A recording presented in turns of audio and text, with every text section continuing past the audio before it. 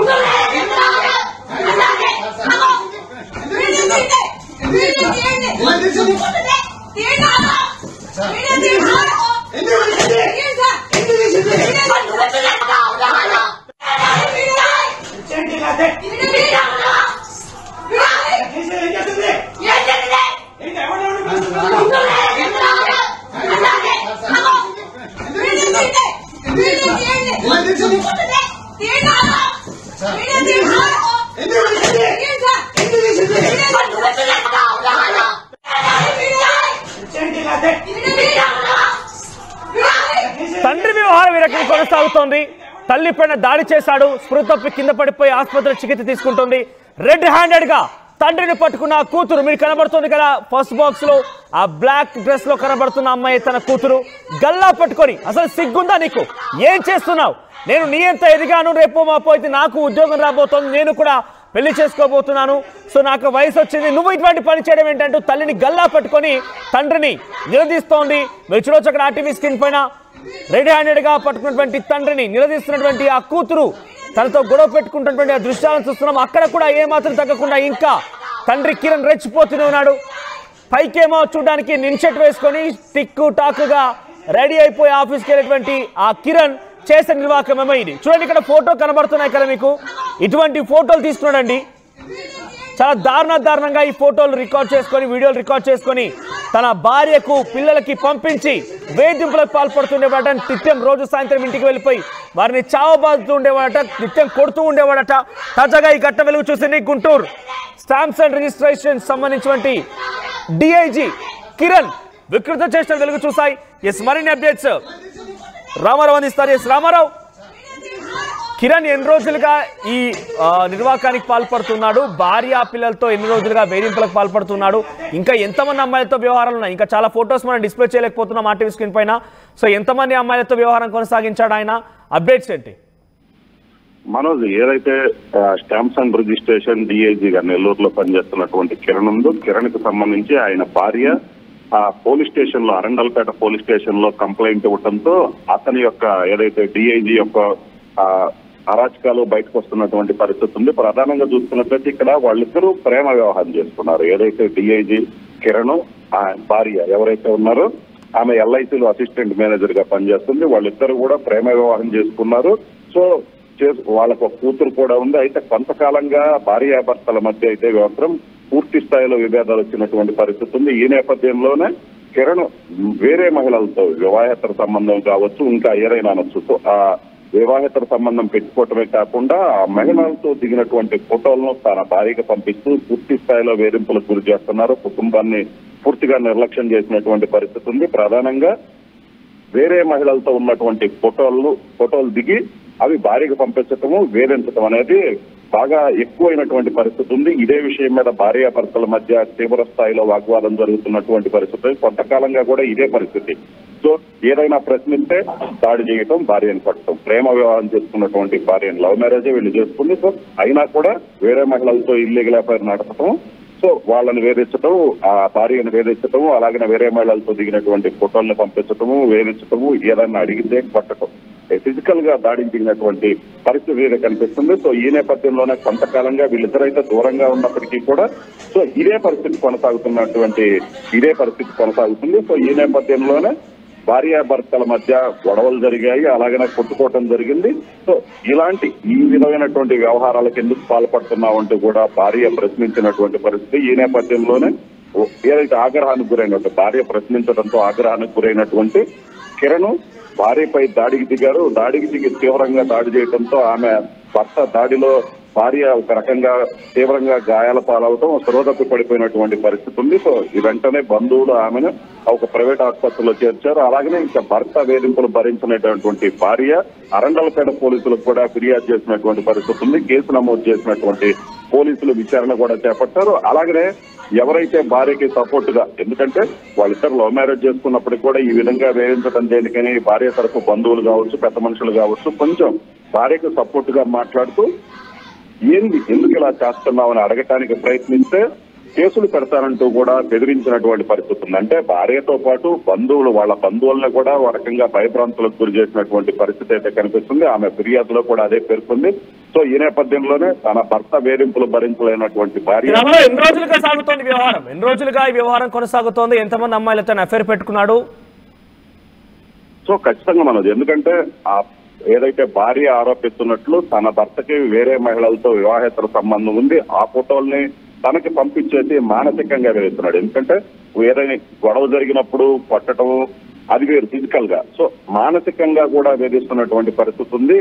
తన భర్త తనకు పంపించినటువంటి ఫోటోలు చూసినట్లయితే, ఎందుకంటే ప్రేమ వివాహం చేసుకున్నాడు, ఈ చేసుకున్నటువంటి భర్త ఈ విధంగా తనని నెగ్లెక్ట్ చేయటము, తనని పూర్తిగా దూరం పెట్టడం, అలాగనే తనకి వేరే మహిళలతో దిగినటువంటి ఫోటోలు పెట్టడం. జనరల్ గా చూసుకున్నట్లయితే వేరే మహిళలతో ఇల్లీగల్ అఫైర్ పెట్టుకుంటే అది వేరు. కానీ ఇక్కడ ఆ మహిళలతో దిగినటువంటి ఫోటోలను, సన్నిహితంగా ఉన్నటువంటి ఫోటోలను భార్యకు పంపించి తీవ్ర స్థాయిలో మానసికంగా వేధిస్తున్నటువంటి పరిస్థితి. ఇక్కడ మనం చూస్తే మోటో ఏంటి అనేది, అంటే నిత్యం వేరే మహిళలతో గడుపుతున్నటువంటి ఆ ఫొటోస్ ని పదుల సంఖ్యలో తన భార్యకి పిల్లలకి పంపించడం, సాయంత్రం రాగానే వారిపై దాడి చేయడం, కొట్టడం, చితకబాదడం, అంటే ఆయన మోటో ఏంటి? ఆ భార్య వద్దనుకుంటున్నాడా, లేకపోతే భార్యతో సఖ్యతగా లేదా, భార్యతో ఏమైనా గొడవలు ఉన్నాయా?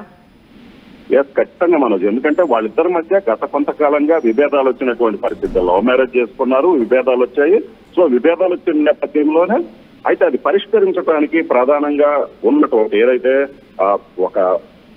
వాళ్ళిద్దరి మధ్య అభిప్రాయ భేదాలు వచ్చాయో, అభిప్రాయ భేదాలు పరిష్కరించడానికి వచ్చినటువంటి బంధువులు కావచ్చు, వాళ్ళ కుటుంబ సభ్యులని బెదిరించడం, అలాగే ఏ విధంగా ఏదైతే తాను అంటే విభేదాలు వచ్చిన తర్వాత ఆయన విభేదాలు రావడానికి ప్రధాన కారణం కూడా ఇల్లీగల్ అఫైర్లు, ఏదైతే వివాహేతర సంబంధాలే వాళ్ళిద్దరి మధ్య విభేదాలకు కారణం కూడా చెప్తున్నారు. అలాగే గొడవలు జరిగిన తర్వాత అతను మరింతగా రెచ్చిపోయినటువంటి పరిస్థితి ఉంది. ఎందుకంటే ఇంకా భార్యతో గొడవలు జరుగుతున్నాయి. సో ఇంకా అసలు పూర్తిగా ఇదైపోయాడు.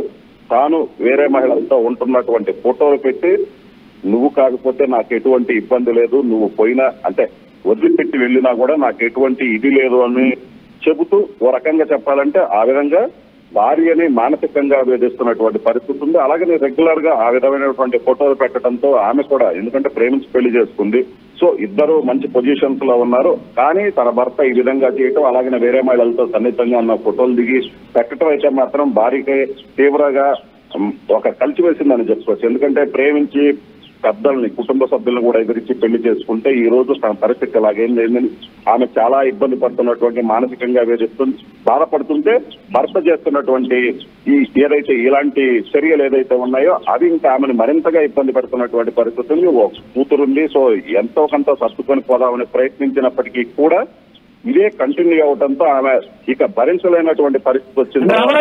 ఆయనతో పాటుగా మనం ఫోటోలు చూస్తుంటే కొంతమంది పదుల సంఖ్యలో, ఇద్దరు ముగ్గురు ఫోటోలు అయితే మనకు అక్కడ వైరల్ గా మారాయి, కానీ కొంత పదుల సంఖ్యలో ఉన్నట్టుగా తెలుస్తోంది. వారందరికీ ఏమని చెప్పి మభ్యపెట్టేవాడు? అంత ఆ మహిళలు ఎక్కడి నుంచి వచ్చేవారు? అంటే వారిని పెళ్లి చేసుకుంటానని చెప్పేవాడా, లేదంటే వారిని ఆఫీస్లో పనిచేసేటువంటి ఎంప్లాయీసా, లేదంటే బయట తెలిసిన పరిచయం ఉన్న వాళ్ళ? సో ఖచ్చితంగా, ఎందుకంటే ఇప్పుడు దీనికి సంబంధించే పోలీసులు విచారణ చేస్తున్నారు. ఎందుకంటే తన భర్త తనని పట్టుకో, ఎందుకంటే ఆమెను పట్టిన తర్వాత ఆమెకి గాయాల పాలైంది, ఆసుపత్రిలో చికిత్స పొందుతూ ఆమె కంప్లైంట్ చేసింది. సో ఆమె ఇచ్చిన ఫిర్యాదు మేరకు ఆమెకున్నటువంటి ఏదైతే భర్త పంపించినటువంటి ఫోటోలు ఉన్నాయో ఆ మహిళలకు సంబంధించి ఆ మహిళల ఫోటోలు కావచ్చు, మిగతావి సన్నిహితంగా ఉన్నటువంటి ఫోటోలు, వీడియోలు, అలాగనే భర్త దాడి చేస్తున్నటువంటి దృశ్యాలు ఏదైతే ఉన్నాయో అవి కూడా పూర్తిగా పోలీసులకు అందజేశారు.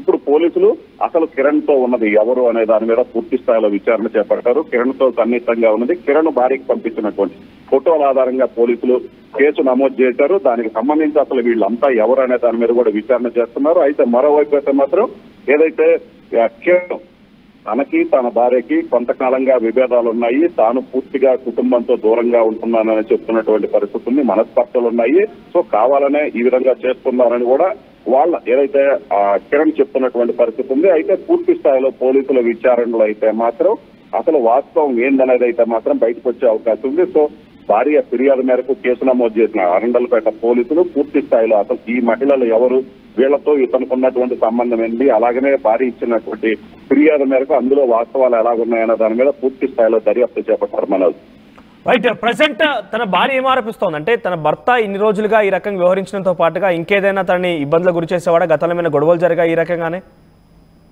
ఖచ్చితంగా మనోజ్, ఎందుకంటే ఇప్పటికీ వాళ్ళ మధ్య మనస్పర్ధలు రావడంతోనే ఇటువంటి పరిస్థితి వచ్చింది. అయితే మనస్పర్ధలు రావడానికి ప్రధానమైనటువంటి కారణమే ఏదైతే ఇల్లీగల్ అఫైర్, వివాహేతర సంబంధాలు పెట్టుకోవటం వల్లే వాళ్ళిద్దరి మధ్య విభేదాలు వచ్చాయి. ఆ విభేదాల నేపథ్యంలోనే ఇప్పుడున్నటువంటి ఈ సిచ్యువేషన్స్ అన్ని 1 by 1 నెమ్మదిగా ముదురుతూ వచ్చాయి. ఎందుకంటే వాళ్ళ మధ్య ఉన్నటువంటి విభేదాలు పెరుగుతూ వచ్చినటువంటి పరిస్థితి ఉంది. చివరికి భార్యాభర్తలు కొంత దూరంగా ఉంటున్నారు. అలాగనే ఇంకా అసలు పూర్తిగా తాను భార్యతో, ఎందుకంటే నుంచి పెళ్లి చేస్తున్నటువంటి భార్యతో విభేదాలు రావటం, అలాగే ఆమె కూడా పూర్తిగా ఆ భర్త తీరుతో కూడా చాలా ఇబ్బంది పడినటువంటి పరిస్థితి ఉంది.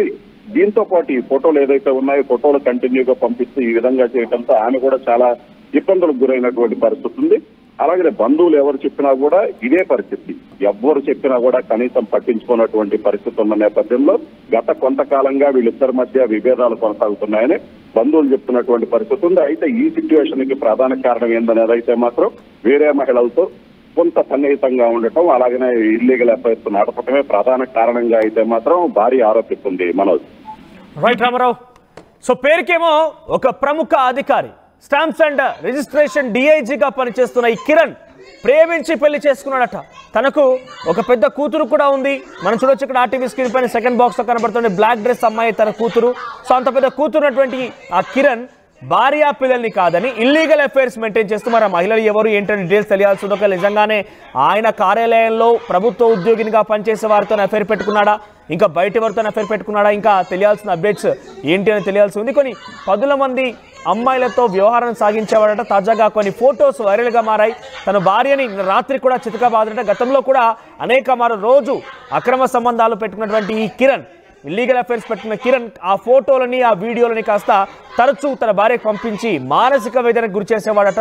నువ్వు లేకపోయినా కూడా నాకు చాలా మంది ఉన్నారంటూ కూడా తను చెప్పేవాడట. సో గతంలో వారి మధ్య ప్రేమ వ్యవహారం జరిగి ఆ ప్రేమ కారణంగానే పెళ్లి చేసుకున్నప్పటికీ కొన్ని మనస్పర్ధలు వచ్చాయి. ఇల్లీగల్ అఫైర్స్ కారణంగానే మనస్పర్ధ వచ్చినట్టు తెలుస్తోంది. తాజాగా రాత్రి కూడా కిరణ్ తన భార్య పైన విచక్షణరహితంగా దాడి చేసడంతో భార్య స్పృహ తప్పి పడిపోయింది. దీంతో ఆసుపత్రికి తీసుకెళ్లి చికిత్స అందిస్తున్నారు. ఇక తన కూతురు రెడ్ హ్యాండెడ్గా తన తండ్రిని పట్టుకుంది, గల్లా పట్టు నిలదీస్తోంది.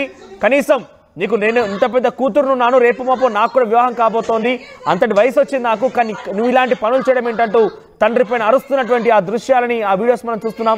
ఏదేమైనా ఆ కుటుంబానికి తీరని ఒక అన్యాయం జరిగింది. ఎందుకంటే అంత పెద్ద స్థాయిలో ఒక ప్రభుత్వ ఉద్యోగంలో హుందాగా బతకాల్సినటువంటి ఆ వ్యక్తి ఎంతమంది అమ్మాయిలతో వ్యవహారం సాగించడం, తల్లిని వేధించడం, ఆ కూతుర్ని కూడా అంత పెద్ద కూతుర్ని కూడా ఈ రకంగా వేధింపులకు పాల్పడడం, నిత్యం ఇంటికి వెళ్ళిపోయి ఇద్దరిపైన దాడి చేయడం, చావబాదడం, ఇవన్నీ చూస్తూ ఉంటే తీరని అన్యాయం అయితే జరిగినట్టు మనకు క్లియర్ అర్థమవుతోంది. ఇక్కడ మీకు కనిపిస్తోంది కదా రైట్ సైడ్ ఫోటోలో, అక్కడ ఆయన మెడలో దండ వేసుకొని కనబడుతున్నాడు కదా, వాళ్ళ భార్య ఏం కాదు పక్కన నిల్చున్న ఆవిడ, తనతో పాటు ఒక ఇల్లీగల్ అఫైర్ మెయింటైన్ చేస్తున్నటువంటి మహిళ.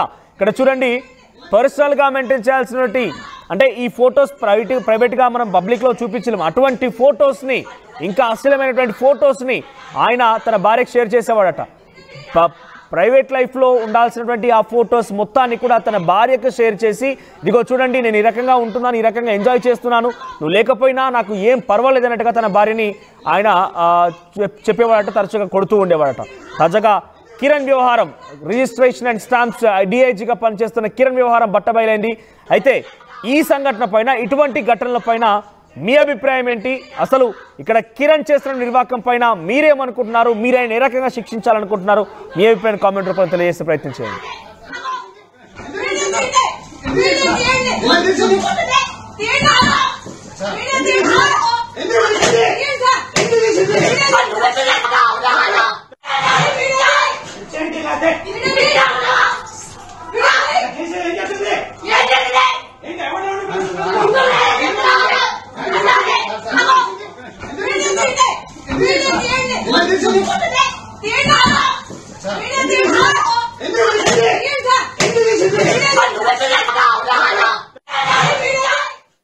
నా పేరు తాళ్ళూరి అనసూయారాణి, మా హస్బెండ్ పేరు వి కిరణ్ కుమార్.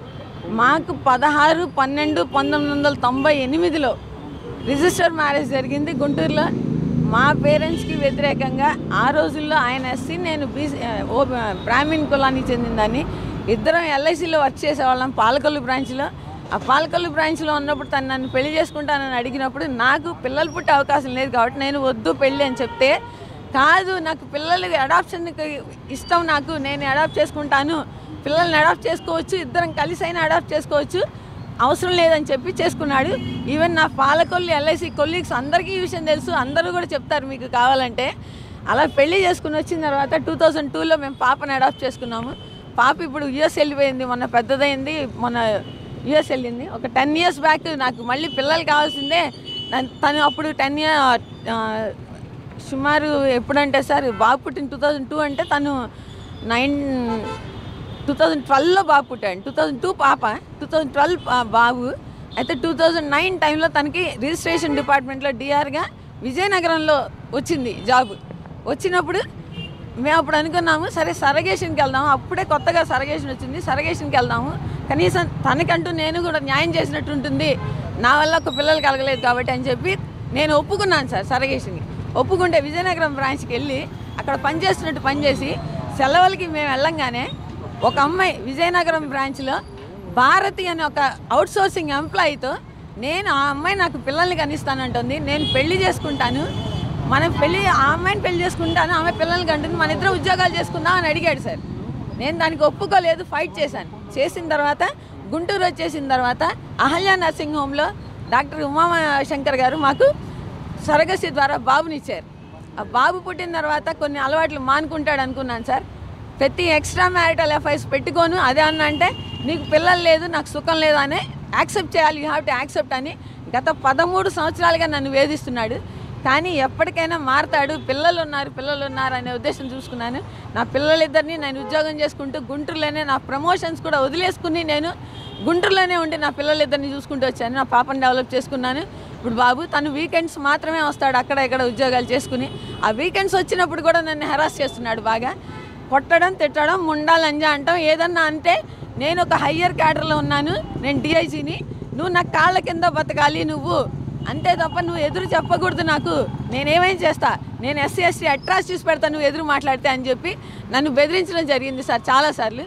కానీ ఎప్పటికైనా మారతాడు అని పిల్లల్ని చూసుకుంటూ ఉంటే పాప కూడా అమ్మ ఏదో ఒక టైంలో నాన్న మారతాడేమోనమ్మా అని చెప్పి వెయిట్ చేశాము. ఇప్పటికీ వెయిట్ చేస్తుంటే ఎదురుపోగా లాస్ట్ టైం అనంతపురంలో జాబ్ చేయడానికి వెళ్ళాడు సార్. ఒక 3 మంత్స్ ఎప్పుడు డెప్యుటేషన్కి వెళ్ళి అనంతపురంలో కవిత అన్న ఒక అమ్మాయితో ఎక్స్ట్రా మ్యారిటల్ రిలేషన్ పెట్టుకుని నేను ఆ అమ్మాయిని పెళ్లి చేసుకుంటాను, నువ్వు డైవోర్స్ ఇమ్మని అడిగాడు సార్ నన్ను. నేను మెయింటెనెన్స్ ఇస్తాను, నువ్వు డైవోర్స్ ఇమ్మంటే నేను చెప్పాను నీ మెయింటెనెన్స్ అవసరంలా, తీసుకుంటే డైవోర్స్ తీసుకుని వెళ్ళిపో, నా పిల్లలతో నేను ఉంటానంటే మళ్ళీ అలా కాదు, ఎవరితో మాట్లాడినని నాకు ఆ కవితతో మాట్లాడను అని చెప్పి లెటర్స్ రాసి ఇచ్చాడు సార్. మొన్న ఈ మధ్య రీసెంట్గా మేము ఏం చేస్తాం, ఇట్లాగే ఏదో ఒకటి చేస్తూ వస్తున్నాడు. నా కవిత అన్న అమ్మాయితో రెగ్యులర్గా మాట్లాడుతున్నాడు. ఆ కాల్స్ అన్నీ కూడా మేము రికార్డ్ చేసుకోవడం జరిగింది, అవన్నీ నా దగ్గర ఉన్నాయి. కానీ సరేలే మారతాడు, కేసు వద్దు అని వెయిట్ చేస్తూ వచ్చాను సార్. ఒక 10 మంత్స్ బ్యాక్ ఏం చేశాడంటే నెల్లూరులో మాధురి అన్న ఒక అమ్మాయితో ఒక ఎక్స్ట్రా మ్యారిటల్ రిలేషన్ పెట్టుకుని నెల్లూరులో తను ఉంటున్న అపార్ట్మెంట్కి ఆ అమ్మాయిని తీసుకొచ్చి ఆ అమ్మాయితో ఇల్లీగల్గా చేసి ప్లస్ ఆ అమ్మాయిని ఇంటిమేట్గా ఉన్నప్పుడు ఫొటోస్ తీశాడు సార్. ఆ అమ్మాయిని సెల్ఫీలు తీశాడు సార్. ఆ అమ్మాయితో అది మాట్లాడితే నేను అది పట్టుకున్నాను సార్. అది పట్టుకున్నప్పుడు వాళ్ళందరూ కలిసి టూర్ వెళ్తే అప్పుడు ఆ అమ్మాయితో ఫొటోస్ దిగితే ఎవరి అమ్మాయి అని అడిగితే నా ఇష్టం అన్నాడు సార్.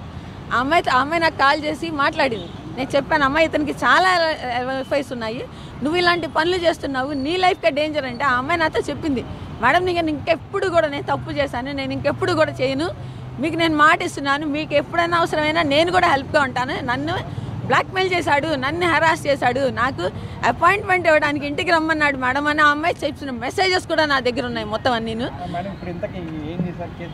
నేను మొన్న 10 మంత్స్ బ్యాక్ తన ఇంట్లోంచి వెళ్ళిపోయాడు సార్. నేను రాను ఇంటికి, నేను వెళ్ళిపోతాను అని కేసు లేదు ఏమొద్దు అని చెప్తే మా యూనియన్ వాళ్ళు అందరూ వస్తే ఒక 10 మంది సంతకాలు పెద్దల సమక్షంలో సంతకాలు పెట్టుకుని ఇంటి మెయింటెనెన్స్, పిల్లల చదువులు తను చూసుకునేలాగా, పిల్లల తల్లి దగ్గర ఉండేలాగా రాసిచ్చి తను బయటికి వెళ్ళిపోయాడు సార్. ఎప్పుడన్నా హెల్త్ కండిషన్స్ బాగాలేనప్పుడు ఒకళ్ళని చూసుకోవాలి అంటూ ఒక అగ్రిమెంట్ ఇచ్చాడు. మీ మీడియా వాళ్ళకి నేను అది కూడా పంపిస్తాను. అవన్నీ రాసి ఇచ్చి వెళ్ళిపోయాడు సార్. వెళ్ళిపోయి కూడా మాటికి వస్తాడు, వచ్చి నా ఇంట్లో నువ్వు ఎలా ఉంటావే, నువ్వు బయటికి పోవే అంటాడు సార్.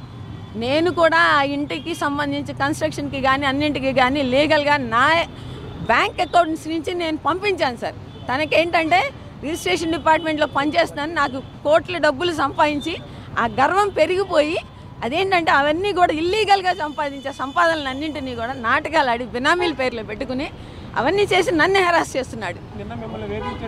నిన్న ఇంటికి వచ్చాడు సార్. మొన్న శనివారం నేను బాబు కలిసి విజయవాడలో మా ఫ్రెండ్ ఫంక్షన్ ఉంటే మేము వెళ్ళాము విజయవాడకి. ఎందుకు వెళ్ళాలి, బాబుని ఎందుకు తీసుకెళ్ళాలి అని చెప్పి నిన్న పొద్దున వచ్చి ఎందుకు వెళ్ళావు నువ్వు అని చెప్పి కొట్టాడు. నేను నీతోనూ ఎక్కడికన్నా టూర్స్కి వస్తున్నాను, అమ్మతో వెళ్ళటంలో తప్పే ఉంది అని బాబు అడిగాడు సార్. బాబు ఆర్గ్యూ చేశాడని చెప్పి బాబుని ఒక క్రికెట్ స్టంప్స్ ఉంటాయి ప్లాస్టిక్ స్టంప్స్ పెట్టి కొట్టాడు సార్. బాబు పెద్దగా అమ్మ అని ఏడిస్తే నేను వెళ్ళి ఎందుకు చిన్న విషయానికి కొడతావు అని చెప్పి నేను అడ్డం పడితే నన్ను కొట్టేసి నా యాంకిల్స్ మీద నా అరికాళ్ళ మీద మనిషి నిలబడి తొక్కేశాడు సార్. నన్ను లేవనివ్వకుండా వెనక్కి తోసి పడేసేసాడు. నా బ్యాక్ అంతా దెబ్బ తగిలింది, నా మీదకి బాబుని తోసేశాడు. బాబు అడ్డం పడి అమ్మని కొట్టద్దు అని అన్నా కానీ కాళ్ళు రెండింటి మీద నిలబడిపోయి ఇది నా ఇల్లు, నా ఇష్టం, నేనేమైనా చేస్తా, మీరు ఉంటారా బయటికి పోతారా, అవసరమైతే నేను మర్డర్ చేసి జైలుకి వెళ్ళిపోతాను, నేను దరిద్రం వదిలిపోతుంది అన్నాడు సార్. నిన్న ఆ వాయిస్ రికార్డ్స్ అంతా నేను వాయిస్ రికార్డ్ చేశాను స్టేషన్కి. నిన్న ఇది వచ్చిన తర్వాత కేసుకి మేము కేసు ఫైల్ చేశాను సార్. నేను నిన్న రమేష్ హాస్పిటల్స్లో జాయిన్ అయ్యాను. దానికి కేసు ఫైల్ చేశాను. ఫైల్ చేసి ఇంటికి వెళ్ళిపోయాను. నేను ఏం మాట్లాడలేదు. నేను ఇప్పుడు మా పేరెంట్స్ వచ్చారు చాలా సంవత్సరాల తర్వాత, నన్ను చూసి నా బాధలు చూస్తున్నారు గత 3-4 సంవత్సరాలుగా. వచ్చేయమ్మా ఇంటికి 100 ట్రాన్స్ఫర్ పెట్టుకుని వచ్చాయంటే మళ్ళీ బాబుని దూరం చేయడం ఇష్టం లేదు, తండ్రికి పిల్లల్ని దూరం చేయకూడదని నేను అట్లాగే ఉండిపోయాను సార్. పిల్లలు కూడా మనం ఎక్కడికి వెళ్ళదు, మనం తప్పు చేయలేదు, మనం ఈ ఇంట్లోనే ఉందామని చెప్పి వాళ్ళు అంతే అన్నారు. మేము అట్లాగే ఉన్నాం సార్ అదే ఇంట్లో. అయితే నిన్న కొట్టాడని చెప్పి నేను క్యాష్ ఫైల్ చేసి వెళ్ళిపోయాను. ఇప్పుడు మా పేరెంట్స్ వచ్చారు సాయంత్రం, మా అన్నయ్య మా వాళ్ళు అందరూ వచ్చారు. వస్తే వాళ్ళు నా కాళ్ళు నడవలేని తనని చూసి రైలుపేటలో మా పిన్ని గారు ఉంటారు, వాళ్ళ ఇంట్లో 4 రోజులు ఉంది కానీ అమ్మ ఈ ఇంట్లో నిన్నే ఉండొద్దు అంటున్నాడు. ఇంకా ఇప్పుడు మేము తోడుగా ఉంటే కనుక మమ్మల్ని కూడా నా ఇంటికి మిమ్మల్ని ఎవడు రమ్మన్నాడు అని చెప్పి అడుగుతాడు. కాబట్టి వద్దు మనం అక్కడికి వెళ్దామంటే నేను బాబు వాళ్ళతో బయలుదేరామండి. బయలుదేరితే అడ్డం పడిపోయాడు, వ్యాన్కి అడ్డం పడిపోయి భారత్పేట 6th లైన్లో సచివాలయం రోడ్లో నా కొడుకుని తీసుకెళ్ళడానికి వీలు లేదు నువ్వు అన్నాడు.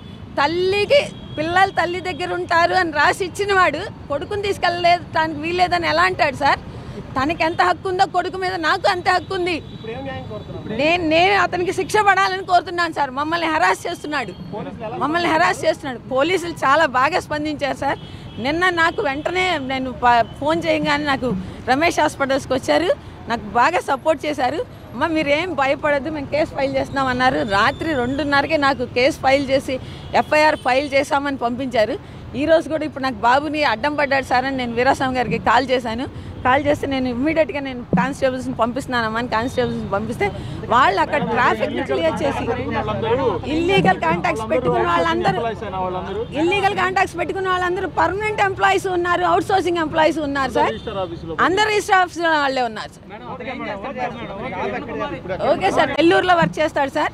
ఆ నెల్లూరు నుంచి లీవ్ పెట్టుకుని గత 3 నెలలకు ఇక్కడే ఉంటున్నాడు. ఆయన లీవ్లో ఉన్నాడో దేనిలో ఉన్నాడో కూడా నాకు తెలియదు. నేను లీవ్లో ఉన్నానని చెప్తున్నాడు. ఇక్కడ ఉండి నన్ను హెరాస్ చేస్తున్నాడు ప్రతిరోజు. వాళ్ళ అన్నయ్య వాళ్ళ నాన్న ప్రోద్బలంతో, ఎందుకంటే నేనేమో ఎస్సీ కులానికి చెందిన వాడిని, వాళ్ళేమో బ్రాహ్మణ కులాలకు చెందిన వాళ్ళు. ఎప్పటి నుంచి వాళ్ళ ద్వేషాన్ని పెంచుకొని తన్ని రెచ్చగొట్టి తన ద్వారా నా మీద ఆరోపణలు చేస్తూ చిన్న విషయం జరిగింది. యాక్చువల్గా ఏంటంటే తనకి పిల్లలు పుట్టే అవకాశం లేదు, ఒక విధంగా సంసారానికి కూడా పనికిరాదు. హాస్పిటల్కి వెళ్తే వాళ్ళు డిసైడ్ చేసి చెప్తారు. అయినా సరే పెళ్ళైన తర్వాత వీటన్నిటి మీద నేను ఇబ్బంది పడి ఇష్టపడి చేసుకున్నాను కాబట్టి పాపని అడాప్ట్ చేసుకున్నాం. తర్వాత సరోగసీ ద్వారా కూడా బిడ్డను కన్నాం. సరోగసీలో తన సంబంధం లేకుండా వేరే వాళ్ళు డోనార్ ఎగ్ తీసుకోవడం జరిగింది. అయితే ఏమైందంటే తల్లిగా తన సంతృప్తితో ఉంటుంది కాబట్టి తన దగ్గర పెరగడానికి కోసం నేను త్యాగం చేసి తన దగ్గరే పెరిగేలా చేస్తాను. అయితే ఏమైందంటే తనకున్న ఇన్సెక్యూరిటీ ఫీలింగ్తో రాను ఏంటంటే ఏదో విధంగా నన్ను ఇరికించాలని ఉద్దేశం చేయడంతో పిల్లల ముందు గొడవ పడాల్సి వస్తుందని గత 6 సంవత్సరాలుగా మేము సపరేట్గా వేరే రూమ్లో ఉంటుంది.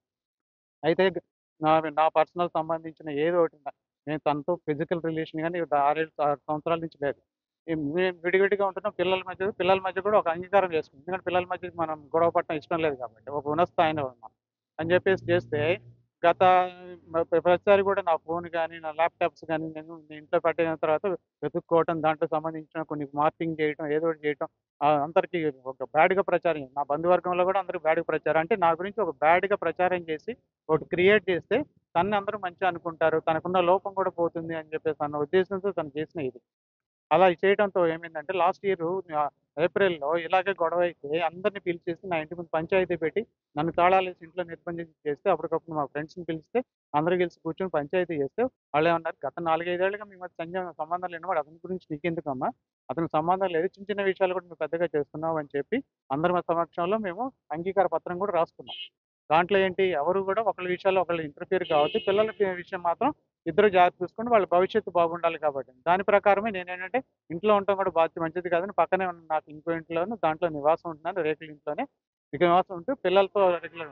పిల్లలు ఏంటంటే బాబుని పూర్తిగా నా ఇది, పాప కూడా ఏంటంటే అడాప్షన్ చేసుకున్నాం, దత్తత తీసుకున్నాం. ఇంట్లో ఆడపిల్లందన్నది కూడా తెలియకుండా వీధుల్లో గొడవ పడుతూ ఆడపిల్లని కూడా అబ్బాస్ పాలు చేసే విధంగా చేయడంతో నేను కనిపెట్టుకుని ఉన్నా. ఇప్పటి వరకు నాకు సంబంధించి పర్సనల్గా జరిగిన చిన్న చిన్న విషయాలు అంటే హైలైట్ చేసి తనకు సంబంధించి దాచిపెట్టుకోవడం చేసిన పని ఇది.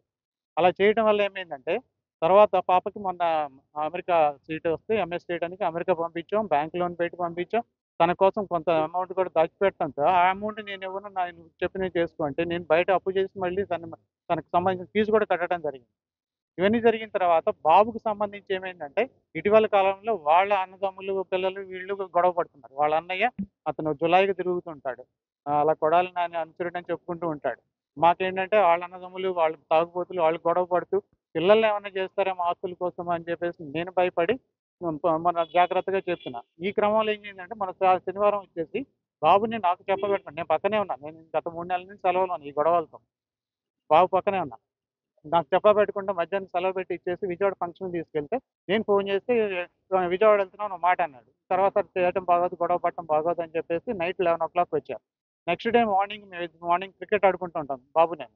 ఆ క్రికెట్ ఆడుకోవడానికి బ్యాట్ అవి తెచ్చుకోవడానికి వెళ్ళినప్పుడు నేను, "అరే! నీ దగ్గర ఫోన్ ఉంది కదరా! నాకు ఇంటిమేట్ చేయాలి కదా! నీకు ఎక్కడికెళ్ళేది? అసలే రోజు పరిస్థితులు బాలేదు" అని వాడిని చిన్నగా మందలిస్తున్నా. అలాగే ప్లాస్టిక్ వికెట్ అది.